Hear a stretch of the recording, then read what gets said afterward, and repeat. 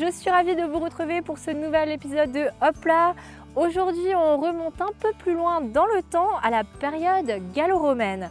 Nous nous trouvons présentement au parc archéologique européen de Bliesbruck. Ensemble, cheminons à travers les vestiges des thermes gallo-romains et découvrons, grâce aux espaces d'exposition, le mode de vie de ses habitants. Mais avant d'en découvrir un peu plus, rejoignons Marie-Morgane qui nous présente un lieu pas très loin. Mais je ne vous en dis pas plus, regardez.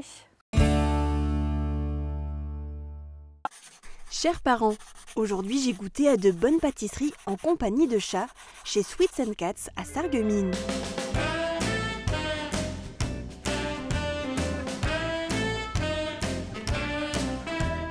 Le concept a ouvert ses portes il y a 5 mois dans le quartier de Velferdin. C'est Delphine Guette, une passionnée d'animaux et de pâtisserie, qui a voulu réunir ces deux passions en un seul et même endroit. J'ai 6 chats en fait en permanence qui sont en attente d'adoption, donc par le biais de 2 associations qui sont les Beecher Cats et Cats Family 57. Et en fait le principe c'est un salon de thé tout simplement où on vient se restaurer, passer un petit moment, boire une boisson chaude ou une boisson fraîche et des gâteaux qui sont tous faits maison avec la compagnie des chats.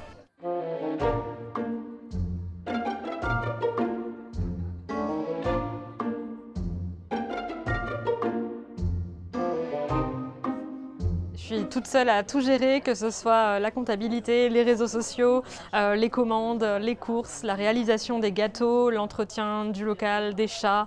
Je suis toute seule, donc c'est vrai que voilà, je demande un peu de compréhension de la part des clients, mais en général, il n'y a vraiment pas de souci là-dessus. Ça me prend beaucoup de mon temps, mais d'un autre côté, c'est ce que je voulais aussi et je suis contente de réussir à mener ça à bien. Parmi les clients, on retrouve des passionnés d'animaux comme Delphine, des familles ou des personnes qui sont intéressées par l'adoption d'un chat. D'autres ont tout simplement un coup de cœur en les découvrant dans le salon de thé. Depuis l'ouverture en novembre 2024, 16 chats ont été adoptés ici.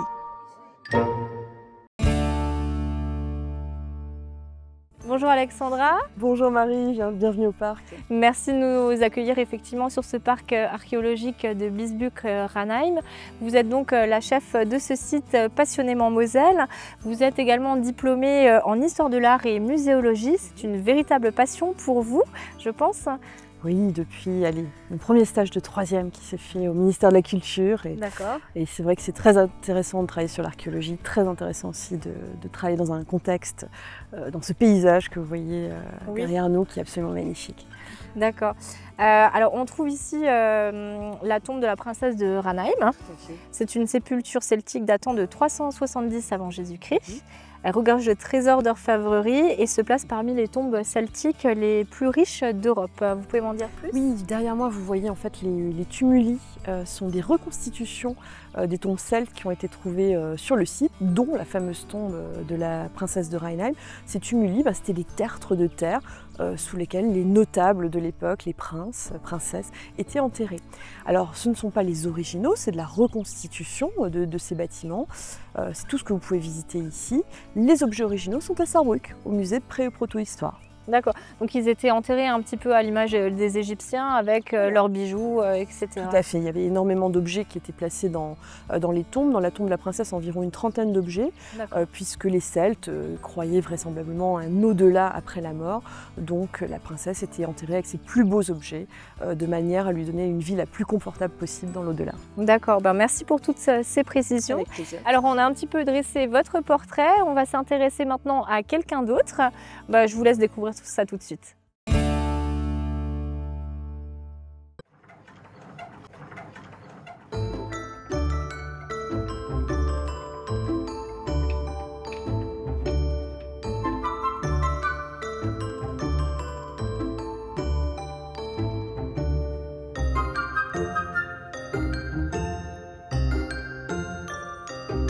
Alors moi je suis originaire de Meisenthal. Mes parents avaient ici, mon père exploitait une petite scierie charpente, il était menuisier. Et c'est dans ce milieu que j'ai grandi comme petit enfant, en train de ranger l'atelier du père, c'est la menuiserie, couper des planches sur des scies agrumes. Le premier job que j'ai trouvé après l'armée, c'est le chemin de fer qui m'a embauché. Je suis devenu cheminot. J'ai évolué. J'ai été débauché par la brasserie Météor en Alsace pour être chef d'expédition. Et je suis parti durant 20 ans dans la logistique des transports de cette brasserie. Et j'ai terminé ma carrière comme responsable de logistique des grands chefs de France à Pédorspach. J'ai emmené un tour à bois et une sciage en tournée. C'est ce que mon père m'avait donné à l'époque.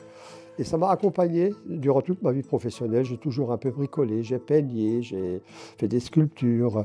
À partir de 1970, j'ai participé au club artistique de Meisenthal.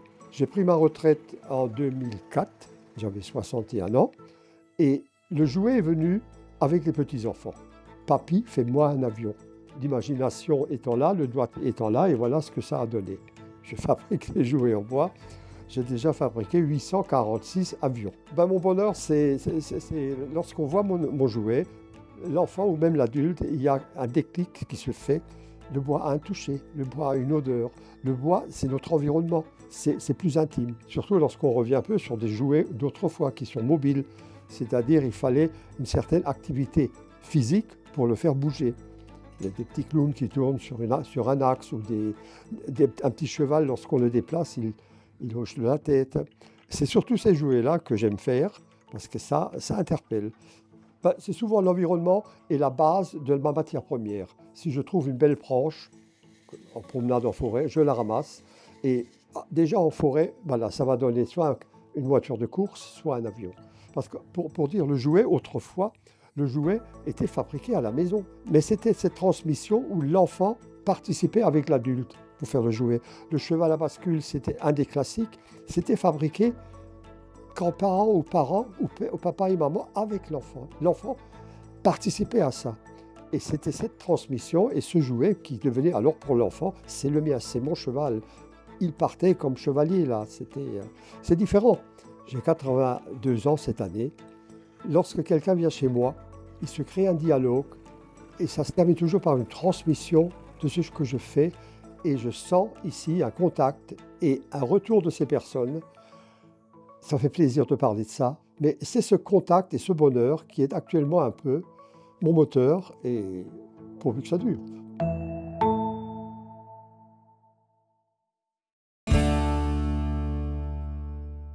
Alors ce site a une particularité puisqu'il se situe à la frontière entre deux pays, la France et l'Allemagne. Ici on est côté allemand et il se trouvait une immense villa avec des bâtiments de production agricole et une résidence de maître, c'est ça? Tout à fait, donc là on est à l'entrée de la villa gallo-romaine de Rheinheim. Nous sommes même dans la cour agricole. Vous voyez autour de nous ces bâtiments de production agricole dont vous parliez. La résidence du maître était tout là-bas au fond. D'accord. Voilà. Alors ces bâtiments, vous voyez que pour des vestiges romains, ils sont quand même bien conservés, tout simplement parce qu'ils ne datent pas de l'époque romaine. Ce sont des bâtiments qui ont été reconstitués avec les matériaux de l'époque pour essayer d'être au plus proche de ce qui existait à l'époque des Romains. Certains de ces bâtiments peuvent se visiter, c'est le cas du bâtiment Marie qui est juste derrière vous. Le bâtiment 8, vous voyez que la porte est ouverte et à l'intérieur, les enfants notamment vont trouver des jeux, construire une voie romaine, construire un arc en plein cintre, donc vont pouvoir aussi s'initier à des techniques architecturales de l'époque des Romains. Dans le bâtiment qui le jouxte, là, le bâtiment 10, on peut aussi rentrer. Puisque là on a un sol romain, un sol en terrazzo qui a été préservé, c'est pour ça qu'on a construit ce bâtiment, pour conserver ce sol. Et enfin, vous voyez le bâtiment 6 qui est tout là-bas au fond de l'autre côté de la cour agricole, vous pouvez aussi y rentrer, prendre un escalier, monter au premier étage, et là vous avez un petit musée qui présente les objets que les archéologues ont trouvés dans la ville. Ah, super, on va peut-être aller faire un tour juste après. Très volontiers.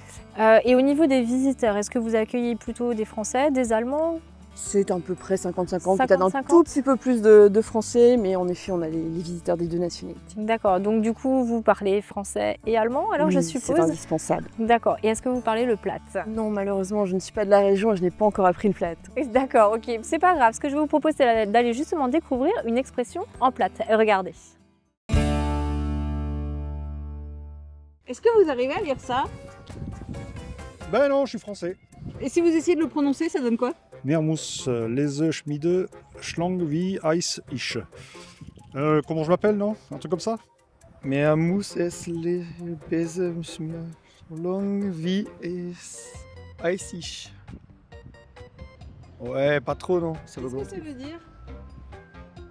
Mea c'est plus, mousse c'est j'ai besoin. Pese, Schmeide, ça j'arrive pas à dire. So long, c'est-à-dire aussi longtemps que c'est chaud. Alors il y a le milieu, j'arrive pas à le lire. Er muss lesen, schmieden, solange wie es heiß ist. Mon mari comprend pas l'allemand. Et vous, est-ce que vous avez une Oui, idée de ce oui. que ça veut dire? Non, non. Non, alors pas du tout. Hein. Ah, tant qu'il est chaud, oui. Ça c'est vrai. Ah oui, tout à fait, tout à fait. Man muss es lesen, schmieden, solange wie es heißt. Ah oui, il faut battre le fer aussi longtemps que c'est chaud. Bravo!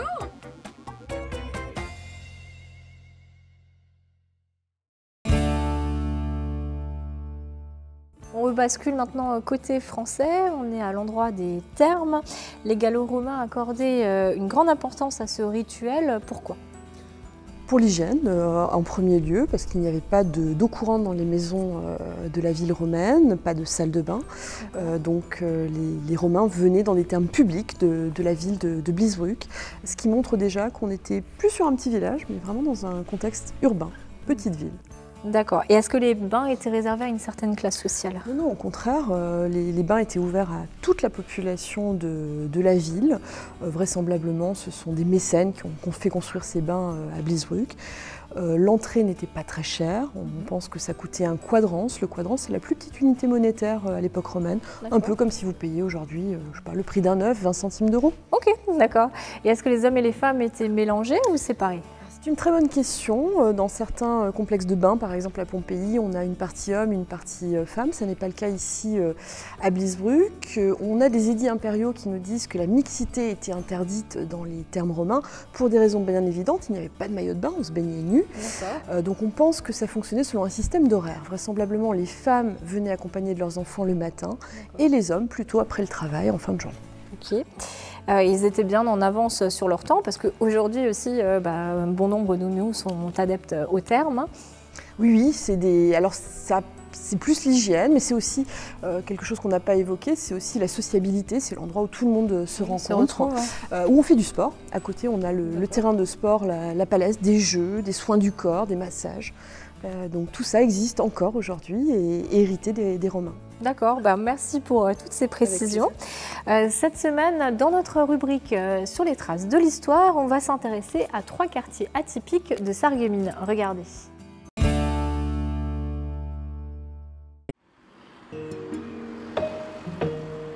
C'est un petit quartier bien à part sur la rive droite de la Sarre. La cité ouvrière des faïenceries est le témoin d'une politique d'habitat social mise en place par les faïenceries de Sarreguemines à partir de 1869. 5 avenues et des maisons identiques découpées en 4 logements avec un petit jardin qui faisait l'objet de toutes les attentions.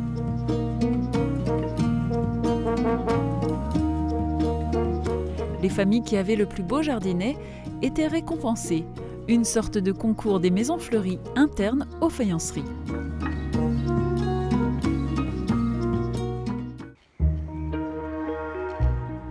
Avant qu'on lui donne ce nom de closerie des Lilas en 1919, cet ensemble de constructions était connu comme le Bruchgarten. C'était alors la cité des cheminots qui était propriété des chemins de fer d'Alsace. La direction occupait le bâtiment des actuelles archives municipales. La cité ainsi que la gare ont été construits sur des terrains donnés par Émile Hubert.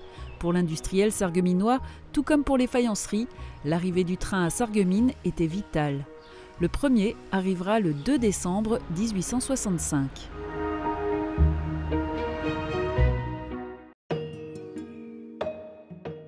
Un quartier dans le quartier.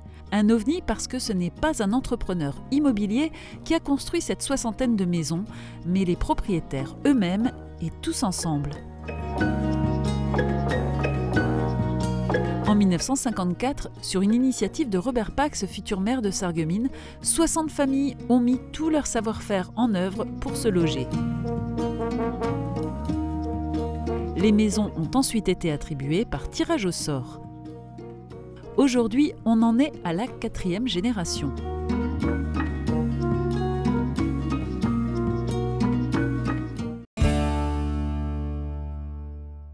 Monsieur Simon Bernard vient de nous rejoindre. Bonjour. Bonjour. Vous êtes le 11e vice-président du département de la Moselle, délégué au tourisme et au site Passionnément Moselle, dont le site archéologique en fait partie. Et il me semble que c'est le seul site Passionnément Moselle qu'il y a sur le secteur Sarreguemines Beach. C'est ça. Voilà. Donc le site est évidemment connu et reconnu pour son animation phare Vita Romana, qui a lieu au mois d'août. Qui a lieu le 9 et le 10 août.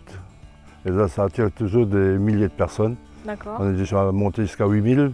Et un peu moins aussi, c'est normal, mais déjà jusqu'à 8000 personnes. Et là, si Madame Météo fait avec nous, on a de la chance d'avoir plus de monde.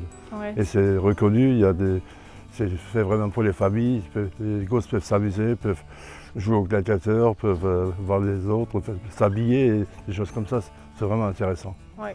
Et avec les gens qu'on discute, quand ils sortent de cette manifestation, ils sont enchantés. Oui, ils ont plein les yeux, c'est vrai, c'est vraiment c'est à faire et c'est à pas louper si vous n'êtes pas en vacances, bien sûr. Mais il y a aussi d'autres événements comme les journées de la Moselle et ça commence bientôt au mois de mai. Le 29 mai, c'est le jour de l'Ascension. D'accord, et il y a quoi comme type d'animation qui sont proposées alors là, tous les sites sont gratuits ce jour-là, c'est pour tous les sites Passionnément Moselle. Et là, il y a des visites guidées. On a un marché de producteurs qualité Moselle qui est sur place. Et c'est vraiment une journée où on peut aller dans n'importe quel site et dans presque tous les sites, il y aura un marché qualité Moselle et des animations. Et tout ça gratuitement alors. Et tout ça gratuitement. D'autres animations sont également proposées comme l'été des curieux. Oui, l'été des curieux, c'est du 9 juillet au 31 août. C'est à peu près 8 semaines de durée de spectacle. Alors là, les petits et grands peuvent mettre la main à la pâte, faire des animations eux-mêmes, c'est-à-dire c'est eux qui vont créer des poteries, des petites choses comme ça. Super. Et aussi, en même temps, il y a une animation de gladiateurs, avec la Société française Arca et l'allemande Légion 14. Donc c'est une collaboration franco-allemande. Franco-allemande, comme presque tout au parc maintenant est presque fait ensemble avec les Allemands. D'accord, donc on peut s'initier à toutes sortes de techniques ancestrales. Et là justement on se trouve devant un ancien four à pain. Alors malheureusement cette animation n'est plus proposée cette année et les années à venir. Ça reviendra. Ça reviendra. Ça reviendra. Ok. Et moi ça va me permettre de lancer notre pastille cuisine et on va découvrir Lilou en cuisine pour voir ce qu'elle nous concocte. Bonjour à tous, aujourd'hui ma mamie n'est pas là, alors j'ai demandé à Francis de nous faire une recette. Et je suis honoré d'être là, Lilou. On va nous préparer quoi? Des Bibelsknäppel. C'est une recette en fait que ma maman m'a transmise, mais que sa maman à elle aussi lui a transmise. Pour 6 personnes, il nous faut 600 g de farine, 6 œufs, 2 poireaux, 4 pommes de terre, environ 25 centilitres de lait, 25 centilitres de crème fraîche, 70 g de beurre, des croûtons de pain et du sel. Et on commence par quoi? On va couper les poireaux en petites lamelles et puis moi je vais couper les pommes de terre en petits carrés. On y va? Oui. Et tu faisais beaucoup de Bibelsknäppel? On va dire que moi j'en fais régulièrement parce que ma fille elle adore ça, ma femme aussi. Il faut savoir que c'est une recette que ma maman faisait quasiment très souvent le vendredi. Parce qu'à l'époque, le vendredi, on ne mangeait pas de viande, tu vois. On mangeait souvent ce qu'on appelle des Knäppel, des Bibelsknäppel, des Stupata, des crêpes de patates, des Dampfnudeln. Tu connais tout ça? Alors, je connais les Knäppel, les Bibelsknäppel, je crois pas. Et le reste non plus. Lilou, c'est bien ce que tu as déjà coupé, hein? Mais il va falloir encore les réduire un tout petit peu, les émincer davantage, hein, parce que c'était vraiment un très gros poireau. Oui, je pense bien. Eh bien, dis donc, on a bien travaillé déjà. Les pommes de terre sont coupées, les poireaux sont émincés. On va continuer à ouvrir les œufs. Tu peux y aller? Tu m'aides? Oui. Allez, action. Tac, elle y va franchement. Et on mélange après? Aïe, Ouais. Et après, je te dirai, hein. Selon toi, on commence par quoi? On mélange la farine et les œufs. Voilà. Allez, à toi de mettre les œufs. Merci. Je vais prendre une cuillère. Vas-y, franchement. Et Bah, voilà. maintenant, on commence à mélanger, hein. Un peu de travail là pour mélanger. On a déjà remué un peu mélanger la farine à l'œuf. Tu vas rajouter un peu de lait. Vas-y, va. Une bonne moitié, une bonne moitié. Encore un peu, vas-y. Voilà, je vais continuer à mélanger. Tu vois, là, ça commence à être pas mal. On rajoute les pommes de terre. Allez, oui. À toi de jouer. Vas-y, Franco, action. Action, réaction. Oui.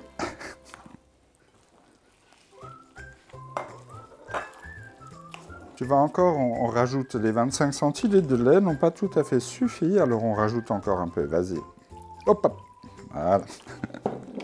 On va rajouter les poireaux. Voilà. On remue. Je te laisse pas remuer parce que c'est encore un peu dur. Oui, je pense. Donc finalement, on aura mis 50 centilitres de lait au lieu de 25. On s'est un peu trompé au début. Vas-y, Franco. Voilà. C'est bien. Et on va saler généreusement. Hein. Bien, on a mis l'eau à frémir. Et pendant ce temps, on prépare les croûtons de pain. Je trouve que les hommes aussi cuisinent bien. Oh ben, c'est bien, mais il est déjà bien d'avoir un homme à la maison qui cuisine, hein, tu trouves pas? Oui. Eh ben, moi, ma maman, elle nous a toujours incité à cuisiner. Mes 2 frères cuisinent, moi je cuisine. Et souvent, quand il y a du monde, ma femme et moi, on cuisine ensemble, comme ça, pour 10-15 personnes. Et c'est bien de travailler à 2. Hein. Bon, t'en es où? J'ai fini. Ah bah c'est bien, tu vas les mettre là dans la poêle. Et puis on va mettre le beurre aussi, par petits morceaux. Nickel, hop.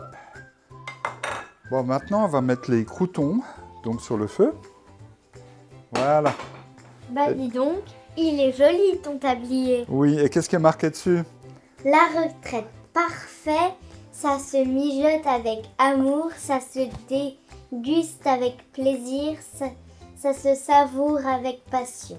Oh là là, et c'est mes collègues de travail qui m'ont offert ce beau tablier pour me souhaiter une bonne retraite. C'est sympa, hein? Un peu de sel dans les croûtons, dans l'eau, mais pourquoi?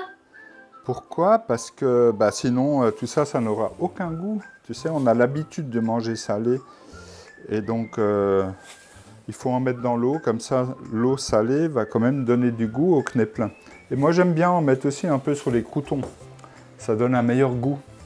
Les croûtons et le beurre, c'est super bon. Pas bon pour la ligne, mais bon dans la bouche. L'eau frémit. Je pense qu'on peut ajouter les bibelas Kleber. Ok, on va faire ça. Hein. Alors tu vois, je prends pas beaucoup de... Je les prends comme ça à la cuillère. Avec 2 cuillères, je les pousse dedans. Il n'y a pas besoin de chercher une forme spéciale, hein, parce que tout ce qui est trop parfait, souvent, n'est pas trop joli. Hein. Moi, j'aime bien quand c'est un peu imparfait comme ça. Alors, il faut quand même laisser cuire bien pendant 10 minutes, parce qu'il y a des pommes de terre dedans, il y a des poireaux, et il faut quand même qu'elles cuisent. Hein. Oui. D'accord? Tu veux en faire un? Allez, vas-y. Voilà, nous arrivons à la fin. Donc nous avons mis la crème à chauffer. Nous l'avons également salée un petit peu. Les croûtons, là, ils sont bien croustillants. Et nos Bibelskneple sont cuites. Alors, tu prends l'assiette, je vais te servir. Okay. Voilà, avec un petit égouttoir. Voilà. J'imagine que tu as beaucoup faim. Oui, je pense, oui. Attention, hein, ça glisse. Hein. Je vais te mettre quelques croûtons. Non, peut-être d'abord la crème. Voilà, la crème c'est toujours bon. Et les croûtons, écoutez-moi. Les croûtons dans le beurre, c'est délicieux. Voilà, encore un peu. C'est parfait. Et hop là, les bibelots clap-le façon Lilou et Francis. Accompagné d'une petite salade et ce sera un super repas. Bon appétit. Et en plus, c'est très bon. Merci Lilou, tu as été une excellente assistante culinaire. Merci à toi, Francis.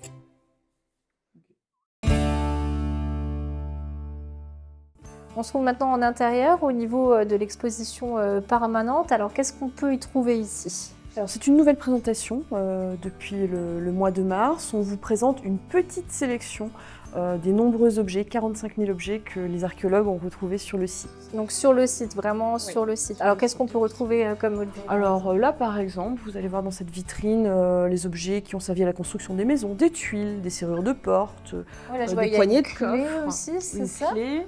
Vous avez les clés qui permettaient d'ouvrir les portes, une vitre, un morceau de vitre. Très beaux éléments de coffre, c'était le meuble principal de la maison à l'époque romaine et décoré d'éléments en bronze. Donc on voit qu'ils étaient vraiment très évolués en fait à l'époque. Là aussi, pour vous parler de la maison romaine, là vous avez un fragment d'un décor de peinture murale, de fresque, qu'on présente pour la première fois. Ok, très bien. Et puis des présentations thématiques, la religion, le commerce, la boulangerie, la fabrication du pain, les monnaies. Là aussi, petit échantillonnage sur les 10 000 monnaies que nous avons retrouvées sur le site. 10 000 monnaies, d'accord. 10 000 monnaies à peu près. L'écriture, les soins du corps. Nous étions dans les termes, donc là oui, c'est vrai vraiment en très lien. Propre, voilà. Ouais. Alors là, ça va nous intéresser surtout les femmes, les fibules, donc des broches, à la fois décoratives, mais aussi pour fermer les vêtements, puisque le bouton ou la fermeture éclair n'existait pas à l'époque. Donc là encore, un petit échantillonnage de nos plus beaux objets. C'était très fin en fait. Hein, c'est très beau, donc des fibules que vous voyez émaillées, donc avec un décor coloré. Et puis, pour les gourmands, une petite présentation autour du repas, l'art de la table, de la préparation au service, avec les 3 menus de la journée, du petit déjeuner, déjeuner et puis le dîner. D'accord, là je reconnais une louche, hein, c'est ça, des couteaux, des lames. Voilà. Et alors là, on a un objet là aussi qu'on présente pour la première fois dans cette exposition permanente. C'est une sorte de chauffe-plat, un petit peu comme le plat à fondu aujourd'hui. Donc en dessous, il y a un support, on pouvait mettre du feu, chauffer, et puis ça va garder les aliments au chaud. Ok, très bien. Une des grandes nouveautés, c'est aussi la présentation d'un parcours enfant. On a souhaité rendre cette exposition plus ludique, plus accessible aux enfants et aux familles. Et là, c'est ce qu'on découvre. Ouais. C'est-à-dire qu'on va pouvoir apprendre tout en s'amusant autour du parc. Et aussi vous présenter le métier de l'archéologue. Regardez ici les outils de l'archéologue. Super. Et donc là, ils vont pouvoir fouiller, faire semblant d'être des archéologues eux aussi. Ah, c'est vraiment pas mal ça. Donc là, il manque le sable encore. Il manque encore les objets qui seront présentés. Ce ne sera pas un bac à sable, ça sera vraiment des objets. On va fouiller comme si on était sur un chantier de fouille. Donc on voulait aussi rendre hommage aux archéologues du passé, que ce soit des années 70 jusqu'à nos jours, présents, puisqu'on continue à avoir des fouilles chaque été dans ou autour du site. On a vu quelques-uns de voilà, en plus. Hein. D'accord. Et donc là, en plus, on a des quiz, des puzzles, des jeux de memory, des jeux de construction. Un jeu qui était déjà utilisé par les Romains, c'était les osselets. Ils jouaient déjà aux osselets, à la toupie. Là, on a ce qu'on appelle le jeu du moulin. Voilà, donc il y a moyen, c'est des choses qui sont en lien avec le site ou en lien avec la civilisation gallo-romaine. Et puis, ouvrir des petites cases pour apprendre, savoir si c'était vrai ou si c'était faux à l'époque romaine. Donc effectivement, ça permet d'apprendre un petit peu l'histoire de façon plus ludique. Sandrine essaye aussi de nous faire découvrir la culture locale avec ses quiz. Regardez. Hop là, c'est l'heure de jouer et je me trouve aujourd'hui dans les rues du centre-ville de Sarreguemines en compagnie de Chloé et Anthony. Alors bonjour à tous les deux et je voulais savoir une petite question que je pose à tout le monde. Est-ce que vous habitez dans le secteur? Oui. Et est-ce que vous êtes originaire du secteur? Non. Pas du tout? Pas trop, non. C'est vrai? Ok, mais est-ce que vous sauriez quand même replacer une commune sur la carte de l'arrondissement? Oh, on peut toujours essayer. Vous pouvez essayer, ouais. On va essayer. Au moins, vous êtes à deux, vous pourrez vous entraider. C'est ça. Alors, en fait, c'est le territoire de Sarreguemines Beach. Il y a la communauté d'agglomération de Sarreguemines qui est de ce côté-là et le Pays de Beach qui est de ce côté-là. Vous êtes originaire de... Enfin, vous habitez quelle commune? Sarreguemines. À Sarreguemines même? Oui. Est-ce que Sarreguemines, vous sauriez le replacer sur la carte? Je vais vous donner un petit stylo. Ouais. À la limite, je vais vous donner une commune à chacun.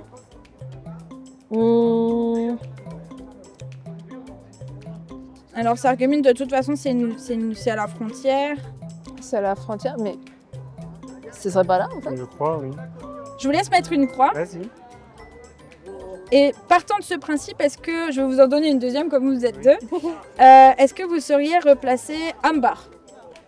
Est-ce que vous visualisez où est Ambar? Dans ce cas, si Sarreguemines est là, je dirais que... attends. Je suis plus très sûr. Là, un peu plus compliqué. Ah non, parce que je travaille à Ambar. Ah bah voilà. Je sais que c'est en dessous de Sarreguemines. Hein. Ouais, bah peut-être ici, là. On va regarder. Ouais. Alors je vous reprends le stylo et puis je vais vous afficher les résultats, je vais vous les montrer et puis après je les montrerai à nos téléspectateurs. Ah, la feuille ne veut pas venir. Alors pour la première commune, bon, on a Sarreguemines, mais après on est sur Rémalfa. Ah, ah, oui, Ambar, c'est là. Oui, c'est un petit peu plus bas. Alors Sarreguemines et du coup Ambar, mais on est sur Rémalfa. Bon bah c'est pas trop mal. Et j'ai une autre question pour vous.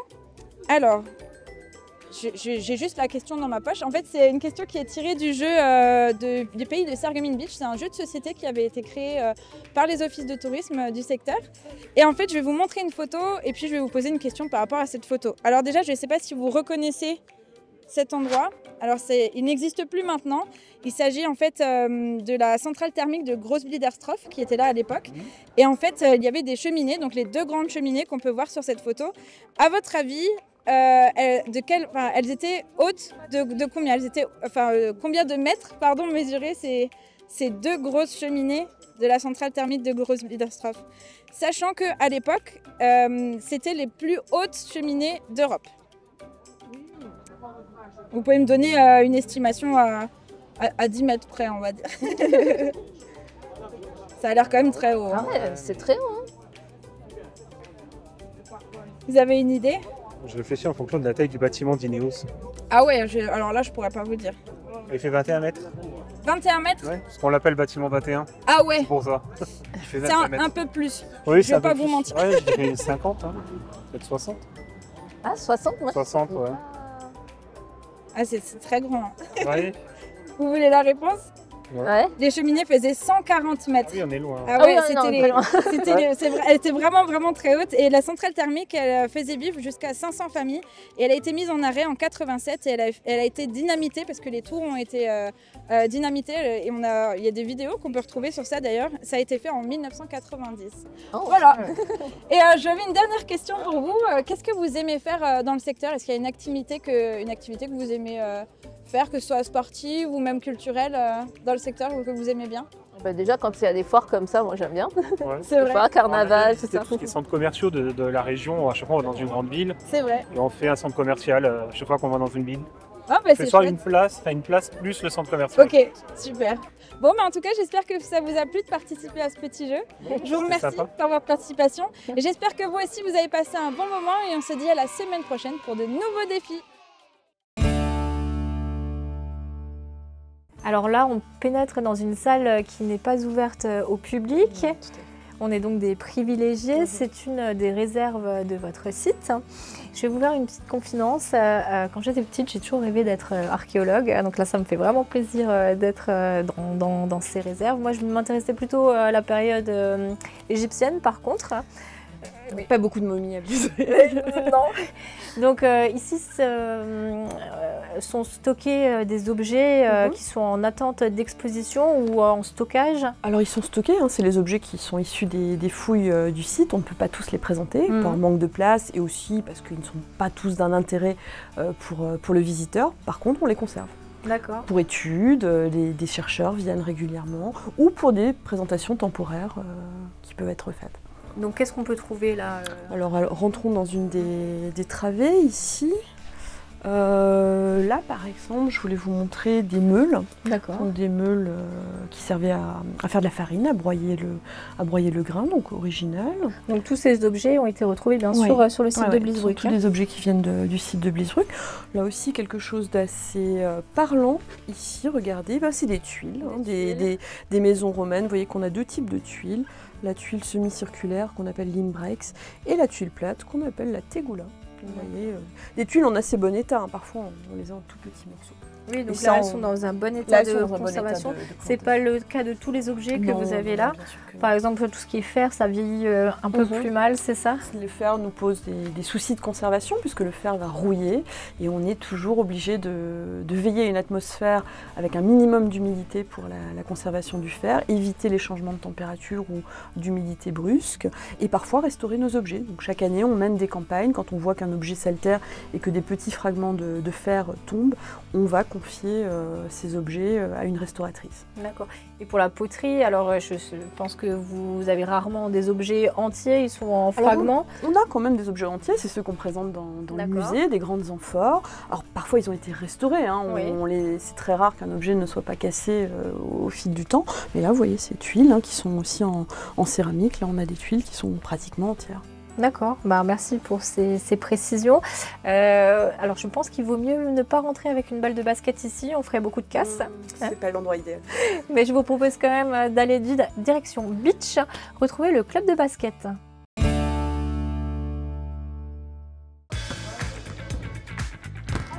Voilà, super.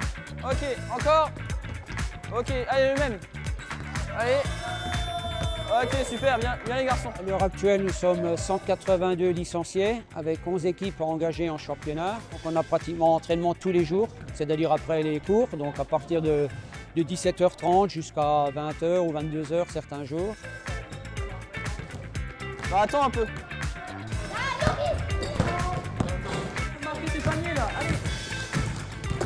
Alors l'entraînement, ça commence par un échauffement plus ou moins ludique, ça dépend des catégories. Après on travaille des différents thèmes. Si maintenant c'est du tir en course ou du shoot, de la défense, de l'attaque. On essaie de travailler un seul thème par entraînement. Et après on finit sur un petit match.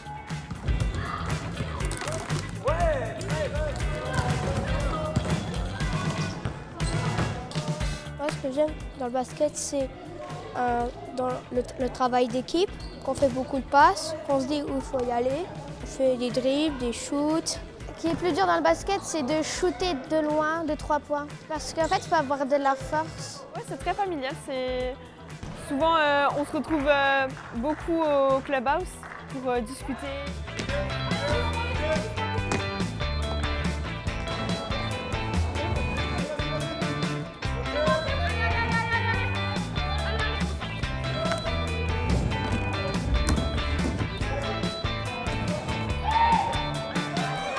Un gamin, il faut qu'il réfléchisse sur les exercices qu'on va lui montrer. Donc il y a un travail intellectuel, si on peut lire. Il y a un travail aussi après de déplacement, d'agilité, des déplacements latéraux, des sauts, des bonds, des courses, des accélérations, des décélérations pour travailler le cardio. Quand ils sont un peu plus âgés, on les fait shooter en suspension, il faut qu'ils soient en l'air, équilibrés et que tout soit coordonné. Ok, et tu y vas. Ok. Voilà. Écarte Maël, écarte Maël.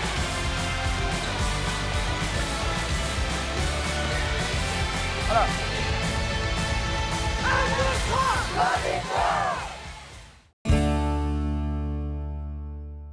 Nous sommes à présent devant un des étangs du site qui était d'anciennes gravières, c'est ça?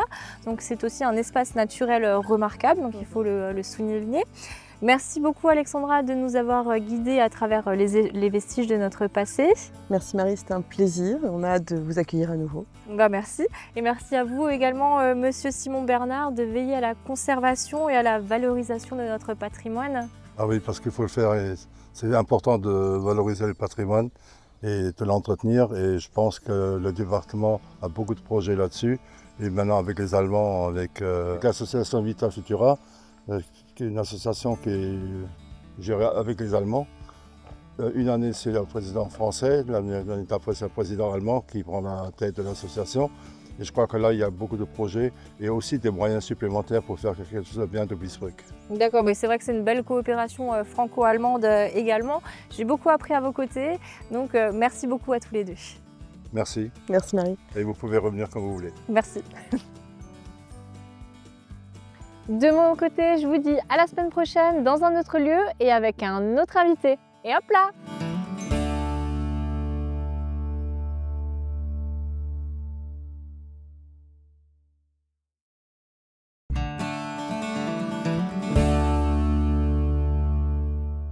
Hop là, voilà des idées de sortie. Coup de cœur café-concert à Meisenthal, Paul Damour sera sur scène vendredi soir dans le cadre de la résidence de territoire en passant par le Pays de Beach. Il passe l'année dans le Beacherland à la rencontre des gens pour écrire un nouvel album. Concert d'un autre genre avec l'ensemble vocal du Conservatoire de Sarreguemines. Il se produira samedi soir à l'église protestante sous la direction de Benoît Schaeffer. Les solistes seront la soprano Alicia Richard et le baryton Vincent Schmitt. Coup de cœur théâtre avec Chaplin 1939, mardi soir dans le cadre de la saison culturelle de Sarreguemines.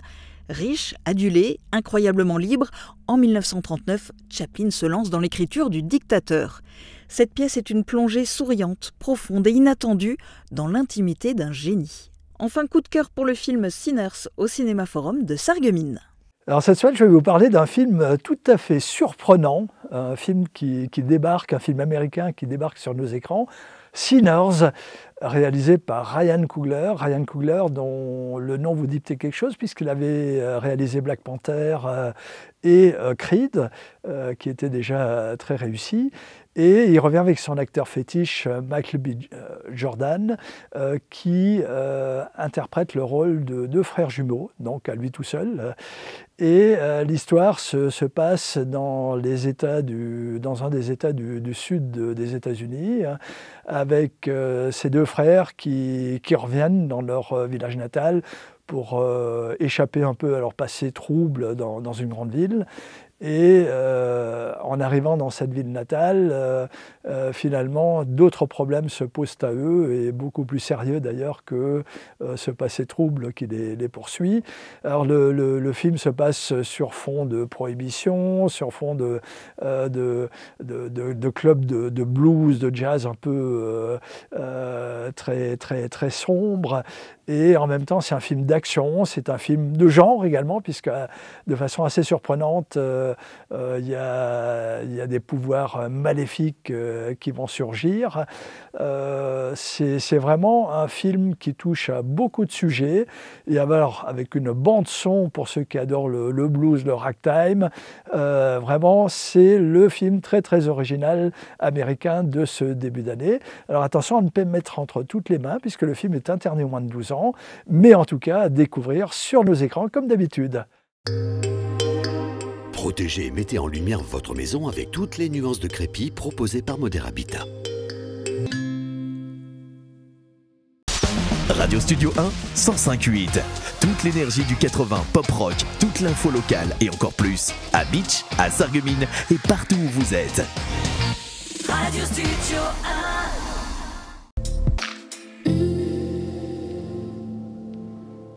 Bonjour tout le monde, demain beaucoup de nuages s'inviteront tout au long de la journée, ils pourront donner quelques averses localisées. Le ciel restera couvert jusqu'à la tombée de la nuit. Côté température, il fera entre 7 et 8 degrés le matin, les maximales atteindront 15 degrés. Demain, nous souhaiterons une bonne fête aux fidèles, le soleil nous accompagnera de 6h25 à 20h40. Passez une très belle journée sur Mosaïque Cristal.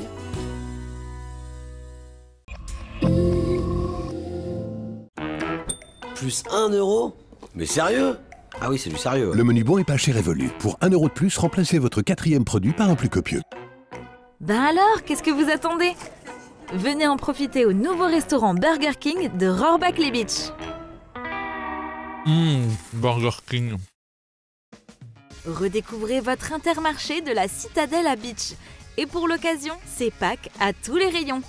Retrouvez une grande sélection de délicieux chocolats, mais également notre boucherie avec un large choix de viande d'origine France, sans oublier notre rayon poissonnerie. Intermarché, tous unis contre la vie chère. J'ai reçu mes premiers appareils auditifs, mais si mon audition s'aggrave, est-ce que je dois les changer? Bonjour, La passion de l'audition vous rassure. Les appareils auditifs sont conçus pour s'adapter aux évolutions de votre audition et nous vous suivons tout au long de l'année. Et tous ces services sont compris dans le prix de votre appareillage.